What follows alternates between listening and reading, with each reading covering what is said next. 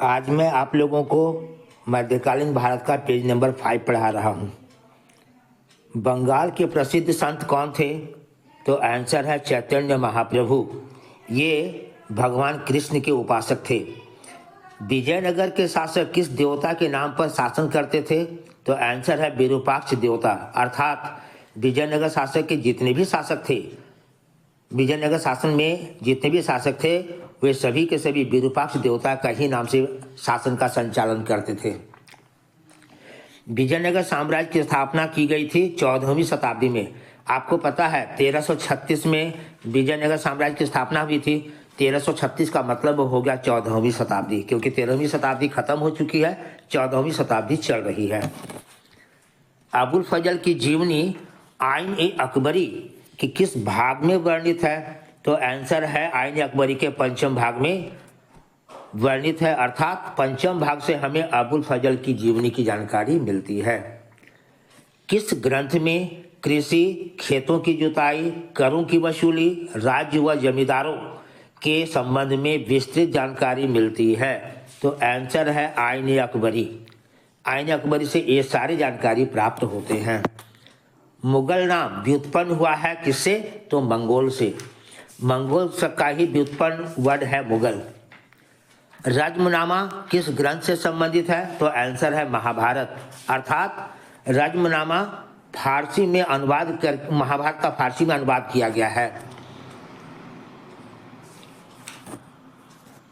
मुगल काल का स्वर्ण युग किसे कहा जाता है? तो शाहजहां के काल को, क्योंकि शाहजहां के काल में स्थापत्य कला के क्षेत्र में काफी ज्यादा विकास हुआ था, इसलिए इनका काल स्वर्ण काल कहलाता है। भारत का अंतिम मुगल शासक कौन था? तो आंसर है बहादुर शाह जफर या बहादुर शाह द्वितीय। तलवंडी में किस प्रसिद्ध संत का जन्म हुआ? तो आंसर है गुरु नानक। अर्थात गुरु नानक का जन्म तलवंडी में हुआ था। तलवंडी को ननकाना साहिब भी कहा जाता है। अकबर का संरक्षक कौन था?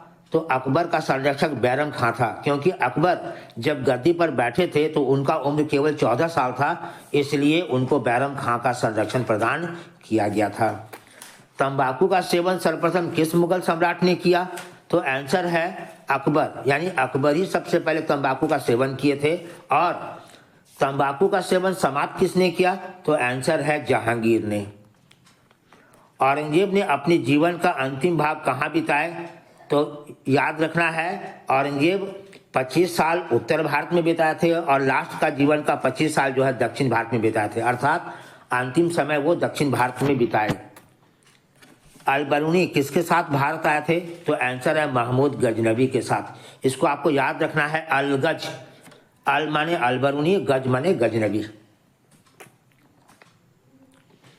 इब्न बतूता ने अपनी यात्रा विवरण किस भाषा में लिखे हैं? तो आंसर है अरबी भाषा में। महिला संत कौन थी? मीरा, अंडाल, कराइकल। आंसर है तीनों। तीनों जो हैं वो महिला संत के नाम से जानी जाती हैं।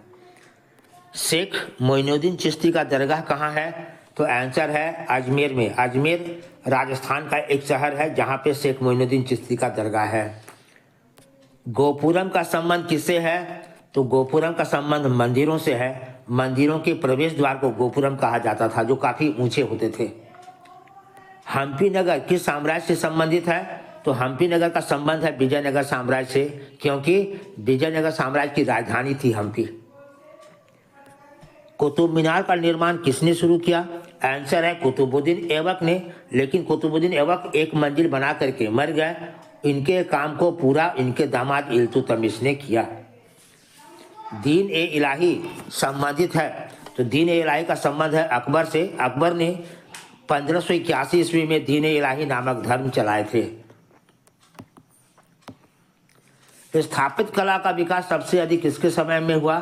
तो आंसर है शाहजहां के काल में। शाहजहां के काल में एक से एक स्थापित कला के क्षेत्र में जो है बड़े बड़े भवन बनाए गए थे। पानीपत का प्रथम युद्ध किस वर्ष हुआ? आंसर है 1526। बाबर ने इस युद्ध में इब्राहिम लोदी को हराए थे। कृष्णदेव राय का संबंध विजयनगर साम्राज्य के किस वंश से है? तो आंसर है तुलु वंश। अर्थात कृष्णदेव राय तुलु वंश के थे। रामचरितमानस के लेखक कौन है? तो आंसर है तुलसीदास। तुलसीदास किसके समकालीन थे? आंसर है अकबर के समकालीन थे।